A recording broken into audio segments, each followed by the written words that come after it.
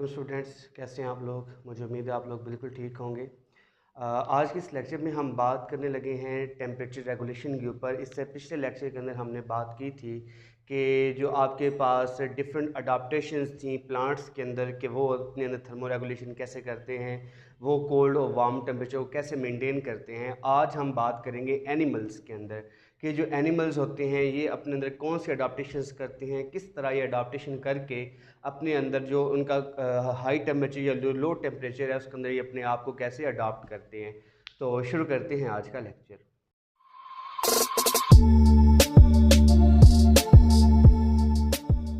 जी, तो सबसे पहले हम बात करेंगे एनिमल्स की क्लासिफिकेशन के ऊपर। ठीक है, ये जो आपके पास टेम्परेचर रेगुलेशन की बेस पे हम एनिमल्स को डिफरेंट कैटेगरीज में डिवाइड करते हैं। जो पुरानी कैटेगरीज हैं, जो ओल्ड कैटेगरीज हैं, वो दो हैं। एक को हम कहते हैं पकीलोथम्स कहते हैं और एक को हम कहते हैं होमोथम्स। पकीलोथम्स और होमोथम्स।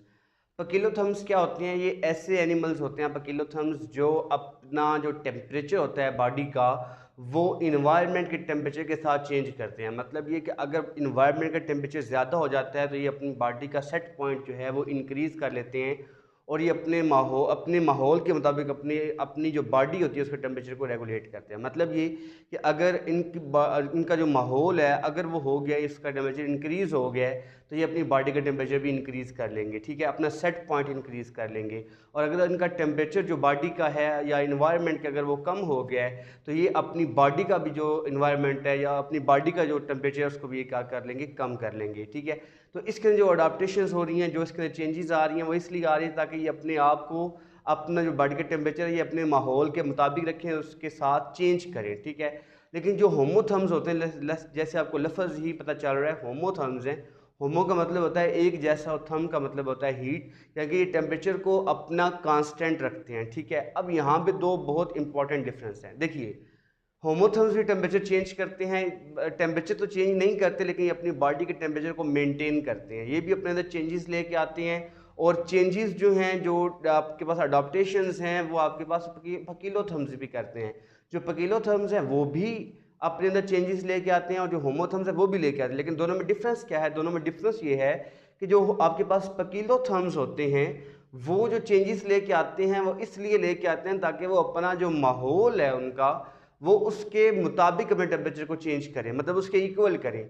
लेकिन जो होमोथर्म्स होते हैं ये जो अपने अंदर अडाप्टेशन करते हैं ये इसलिए करते हैं ताकि ये अपना जो टेम्परेचर है अपनी बॉडी का मेंटेन करें, जो है वो उसके उसके लिहाज से नहीं कि टेम्परेचर इनके इन्वायरमेंट का क्या है। मतलब ये कि अगर इनका इन्वायरमेंट का टेम्परेचर 40 हो गया लेकिन ये फिर भी इनके अंदर अडाप्टेशन ऐसी आती हैं कि ये अपना जो बॉडी का टेम्परेचर है उसको अपने सेट पॉइंट पे कांस्टेंट रखते हैं। होमोथर्म्स के अंदर ये डिफरेंस होता है। तो अगर हम इनकी एग्जाम्पल देखें तो जो पकीलोथर्म्स होते हैं उसके अंदर फिशेस आती हैं, एम्फीबियंस आते हैं, रेप्टाइल्स आते हैं और इनवर्टिब्रेट्स हैं वो इसके अंदर आते हैं। जबकि जो होमोथर्म्स हैं उसके अंदर बर्ड्स और मैमल्स आते हैं।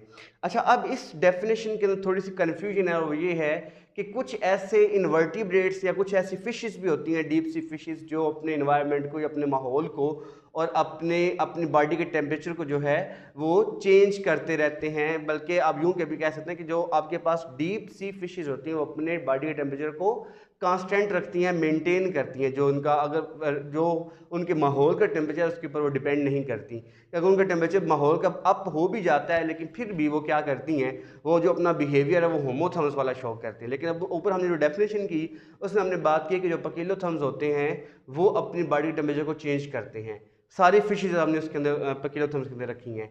और कुछ ऐसे बर्ड्स भी हैं जो अपने टेम्परेचर को जो है वो चेंज कर लेते हैं। इसलिए ये जो दोनों डेफिनेशन जो हमने की हैं ये थोड़ी कंफ्यूज करती हैं। इसलिए जो मॉडर्न डेफिनेशन इसके ऊपर आई हैं वो और डेफिनेशन है। वो क्या डेफिनेशन है? उन्होंने क्या किया है कि उनको तमाम एनिमल्स को कैटेगराइज किया है तीन कैटेगरी के अंदर। नंबर 1 आपके पास एंडोथर्म्स हैं, नंबर 2 एक्टोथर्म्स हैं और नंबर 3 आपके पास हेटेरोथर्म्स हैं। ये तीन आपके पास डेफिनेशन है। जो आपके पास एंडोथर्म्स होते हैं वो ऐसे एनिमल्स होते हैं जो कि अपनी बॉडी का जो टेम्परेचर होता है, अपनी बॉडी का जो टेम्परेचर होता है वो खुद पैदा करते हैं बाय मेटाबॉलिज्म। उनके अंदर जो हीट पैदा होती है वो मेटाबॉलिज्म से पैदा होती है। जो आपके पास एंडोथर्म्स हैं उनकी बॉडी के अंदर जो हीट पैदा होती है वो मेटाबॉलिज्म के जरिए पैदा होती है, वो अपनी बॉडी की हीट खुद पैदा करती हैं। जबकि जो आपके पास एक्टोथर्म्स हैं वो अपनी बॉडी की हीट मेटाबॉलिज्म से पैदा करते ही हैं, लेकिन वो बहुत थोड़ी पैदा होती है, और वो जो जितनी भी पैदा होती है वो हीट या जो टेम्परेचर पैदा होता है वो इन्वायरमेंट के साथ वो एक्सचेंज हो जाता है। इसलिए वो क्या करते हैं, वो अपनी बॉडी के अंदर अडाप्टेशंस करते हैं जिसके ज़रिए वो माहौल से हीट को अब्जॉर्ब करते हैं और आप माहौल को अपनी बॉडी की जो हीट है वो उसको ट्रांसफ़र करते हैं। मतलब ये कि देखें ना, जो चेंजेस होती हैं, अब गर्मियों के अंदर क्या होता है कि आपको कूल डाउन होना पड़ता है, कूलिंग करनी पड़ती है, ठीक है, जबकि सर्दियों में आपको हीट जो है वो अब्जॉर्ब करनी पड़ती है। तो ये जो दोनों चीज़ें हैं जो आपके पास एंडोथर्म्स हैं वो तो अपनी बॉडी के इंटरनली कंट्रोल कर लेते हैं। कैसे कंट्रोल करते हैं? बाय डिफरेंट अडाप्टेशंस, अपने मेटाबॉलिज्म के ज़रिए, अपने डिफरेंट उनके अंदर डिफरेंट थर्मोजेनेसिस के प्रोसेस होते हैं। लेकिन जो एक्टोथर्म्स आपके पास होते हैं उनके अंदर क्या होता है कि वो इस तरह नहीं कर सकते, तो वो क्या करते हैं, वो माहौल के साथ अपने आप को लिंक करके माहौल से टेम्परेचर ले लेते हैं, माहौल को टेम्परेचर अपनी हीट जो है डिसिपेट कर देते हैं। जो आपके पास एंडोथर्म्स हैं वो अपनी मेटाबॉलिकली खुद हीट पैदा करते हैं, लेकिन एक्टोथर्म खुद हीट पैदा नहीं करते, वो माहौल से लेते हैं। उसमें जो तीसरी अडाप्टेशन है वो आपके पास क्या है, हेटेरोथर्म्स है। जो हेटेरोथर्म्स होते हैं उनके अंदर एबिलिटी होती है कि वो एंडोथर्मिक हीट पैदा करें। मतलब ये कि वो एंडोथर्मिक होते हैं, उनके अंदर ये कैपेबिलिटी होती है कि वो मेटाबॉलिज्म के जरिए अपनी हीट खुद पैदा करें। मगर होता क्या है कि वो अपनी हीट खुद पैदा नहीं करते, वो रेगुलेशन बहुत माइनर करते हैं, और उनका जो बिहेवियर होता है वो एक्टोथर्म्स की तरह का होता है। ठीक है जी। तो जो आपके पास हेटेरोथर्म्स हैं उनमें क्या है कि वो कैपेबल तो होते हैं एंडोथर्मिक, यानी कि उनके अंदर एबिलिटी होती है कि वो अपनी हीट खुद पैदा करें, मगर वो बिहेवियर कौन सा शो करते हैं, वो बिहेवियर शो करते हैं आपके पास एक्टोथर्मिक का। ठीक हो गया। तो ये तीन कैटेगरीज हैं, इसको आपने ध्यान में रखना है कि इन तीनों में फ़र्क क्या है। जो पकिलोथर्म्स और होमोथर्म्स की डेफिनेशंस थी वो एक कंफ्यूज करने वाली डेफिनेशन थी, इसलिए वो आज रिजेक्ट हो चुकी हैं। उनकी जगह पे ऊपर आपके पास नई डेफिनेशंस आई हैं, वो क्या है, एक्टोथर्म्स, एंडोथर्म्स और हेटेरोथर्म्स। अब हम बात करेंगे कि जो आपके पास डिफरेंट फिजियोलॉजिकल अडाप्टेशन होती हैं टेम्परेचर रेगुलेशन की, वो कौन कौन सी होती हैं। ठीक है, उसके अंदर हमें कुछ चीज़ें देखनी पड़ेंगी, और वो क्या हैं कि जो फर्स्ट अडाप्टेशन जो होते हैं आपके पास एनिमल्स हैं जो वो अडाप्टेशंस करते हैं, वो कौन सी करते हैं, वो आपके पास फिजिकल अडाप्टेशंस करते हैं, फिजियोलॉजिकल अडाप्टेशंस करते हैं। फिजियोलॉजिकल अडाप्टेशंस के अंदर क्या होता है कि उनकी बॉडी की जो इंटरनल खुद वो हीट होती है वो खुद पैदा करते हैं। मसलन ये कि अगर सर्दियां हैं फ़र्ज़ करते हैं तो वो अपनी बॉडी के अंदर हीट खुद पैदा करके उसको करेंगे। अगर गर्मियां हैं, गर्मी लग रही है, टेम्परेचर अप होगा तो वो उनके अंदर स्वेटिंग होगी।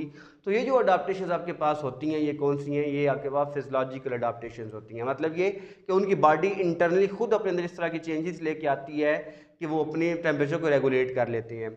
उसके बाद जो आपके पास दूसरी चीज़ है इसके अंदर वो स्ट्रक्चरल अडाप्टेशन होती हैं, क्योंकि बाज़ एनिमल्स के अंदर जो रेगुलेट करते हैं उनके अंदर ऐसी चीज़ें होती हैं, उनके अंदर ऐसी स्ट्रक्चर्स पाई जाती हैं जो कि उनकी बॉडी के टेम्परेचर को रेगुलेट कर सकता है। मतलब स्ट्रक्चर जैसे स्वेट ग्लैंड का मौजूद होना, ब्राउन फैट का मौजूद होना, तो ये जो दो तीन चीज़ें, ये स्ट्रक्चरल अडाप्टेशन है उनके अंदर। जैसे हार्मोनल कंट्रोल भी इसके अंदर आता है। तो ये जो स्ट्रक्चरल अडाप्टेशन होती हैं इसके ज़रिए वो अपनी बॉडी के टेम्परेचर को रेगुलेट करते हैं by different structure present in their body. जो तीसरी अडाप्टेशन आपके पास होती है वो बिहेवियरल होती है। बिहेवियरल अडाप्टेशन क्या होती है, बिहेवियर के ज़रिए अपना जो तरीक़ेकार है, अपनी जो आपके पास यूँ कह सकते हैं बिहेवियर के अंदर क्या होता है कि जो डिफरेंट आपके पास इन्वायरमेंट होते हैं उसके अंदर अपने बिहेवियर को अपने different way to response stimulus के ज़रिए आप जो है वो रेगुलेट करते हैं। मसलन वो ये है कि अगर आपको गर्मी लग रही है तो आप क्या होगे, इसमें क्या होता है, जो एनिमल होता है वो ठंडी जगह को ढूंढेगा।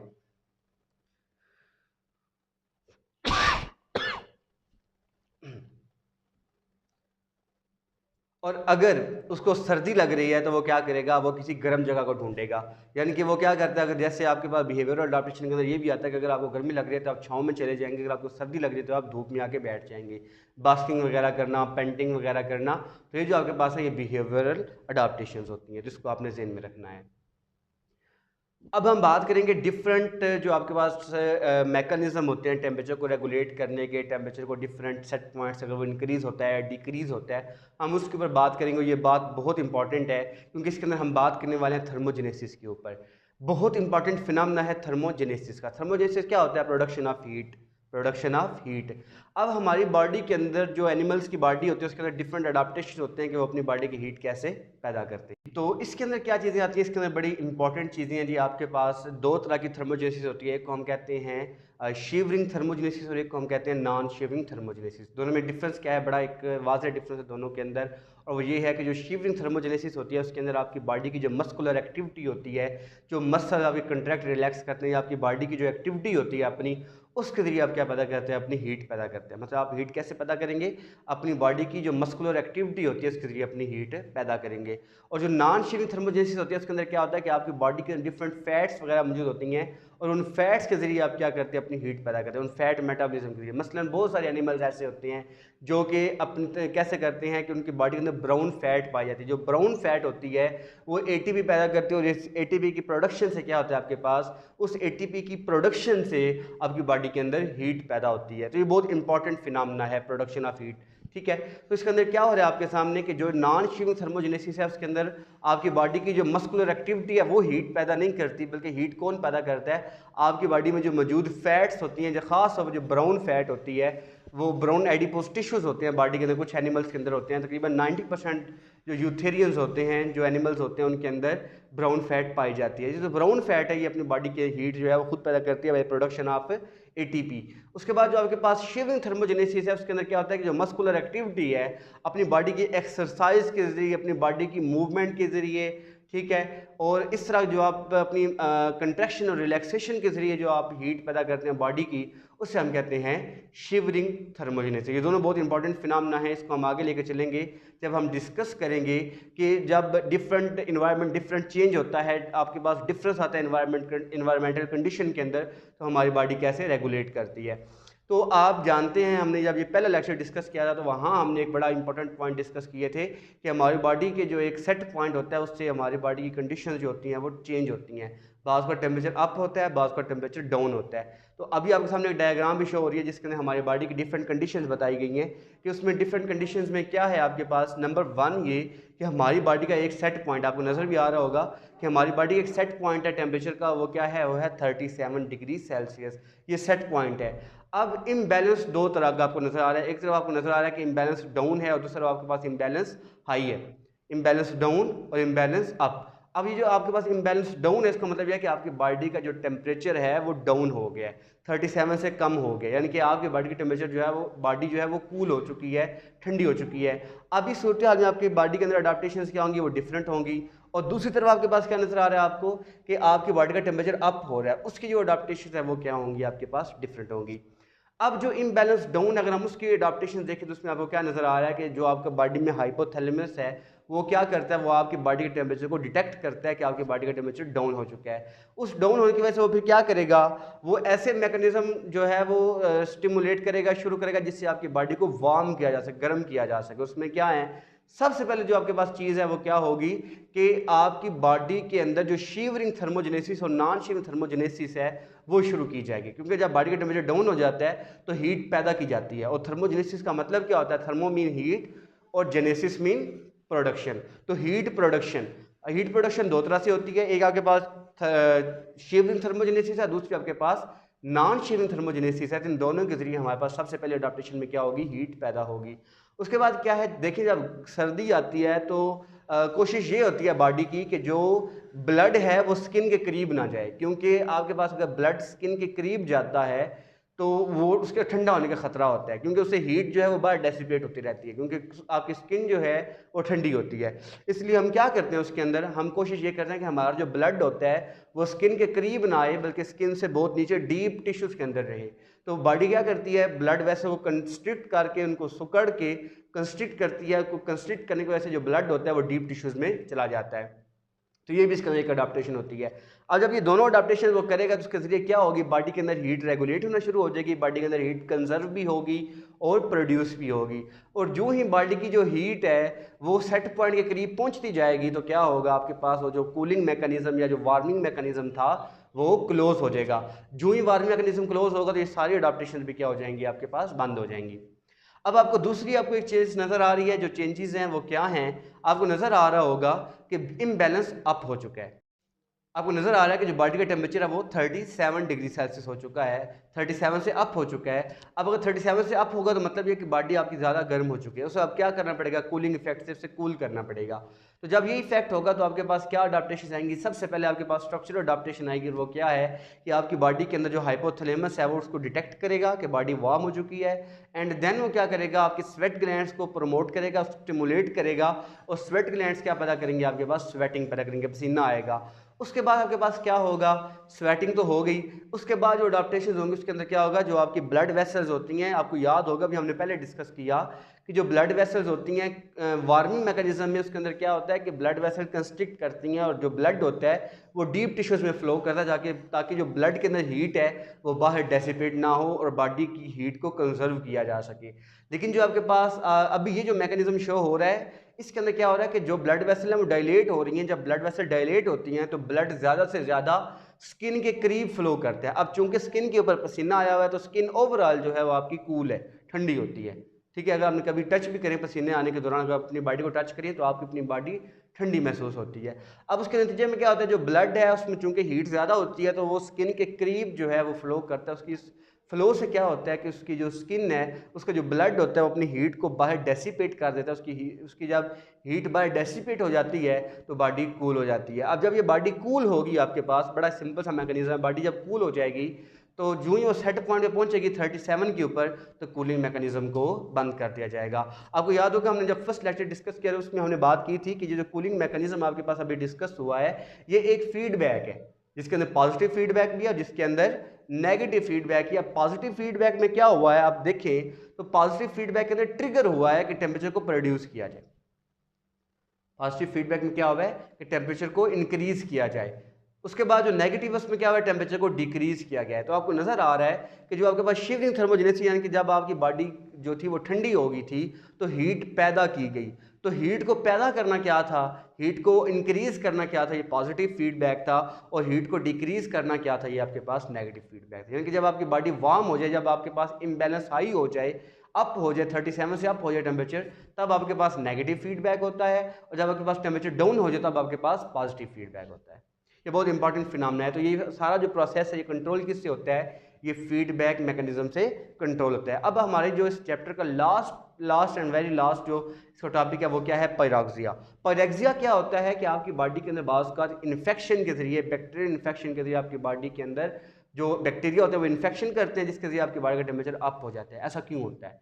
सबसे पहली बात तो यह है कि जब आपकी बॉडी के अंदर वायरस या कोई बैक्टीरिया एंटर होता है तो आपकी बॉडी के अंदर कुछ ऐसे केमिकल्स पैदा किए जाते हैं जैसे जिनको हम पायरोजेंस कहते हैं। वो पायरोजेंस क्या करते हैं, वो पायरोजेंस जो हैं वो अपनी बॉडी की, हमारी बॉडी की जो हीट होती है उसको इंक्रीज़ कर देते हैं। जब हमारी बॉडी का टेम्परेचर अप हो जाता है तो टेम्परेचर के अप होने से जो बैक्टीरिया होते हैं, जो वायरस होते हैं, उनको हम किल कर देते हैं, जिससे हमारा जो इन्फेक्शन होता है वो ख़त्म हो जाता है।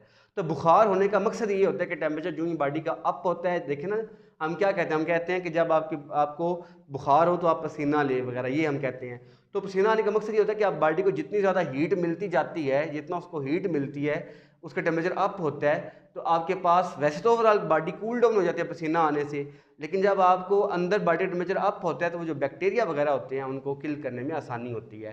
तो यही रीज़न है कि जब हमारे पास डिफरेंट बैक्टीरियल इन्फेक्शन होता है तो हमारी बॉडी के अंदर डिफरेंट केमिकल्स पैदा होता है जिनको हम कहते हैं पायरोजेंस। और जो पायरोजेंस होते हैं वो फिर क्या करते हैं, वो हमारे बॉडी के टेम्परेचर को अप करते हैं, और इस फिनोमेना को हम क्या कहते हैं, पायरेक्सिया। जब वो टेम्परेचर अप हो जाता है और पायरोक्सिया काज होता है तो हमारे बैक्टीरिया जो होते हैं वो मर जाते हैं, जिससे हमारी बॉडी का इन्फेक्शन ख़त्म हो जाता है। तो हमारा जो फर्स्ट चैप्टर था वो आज कंप्लीट हो चुका है। अगर हम इसकी थोड़ी सी समरी देख लें तो हमने क्या पढ़ा था शुरू में, हमने सबसे पहले जो टॉपिक पढ़ा था इसके अंदर होम्योस्टेसिस का पढ़ा था, उसका हमने इंट्रोडक्शन किया था, एक्सक्रीशन की थी, ऑस्मो रेगुलेशन की थी, और हमने थर्मो रेगुलेशन का थोड़ा बहुत उसका इंट्रोडक्शन किया था। फिर हमने बड़ी डिटेल से देखा था कि ऑस्मो रेगुलेशन क्या होती है।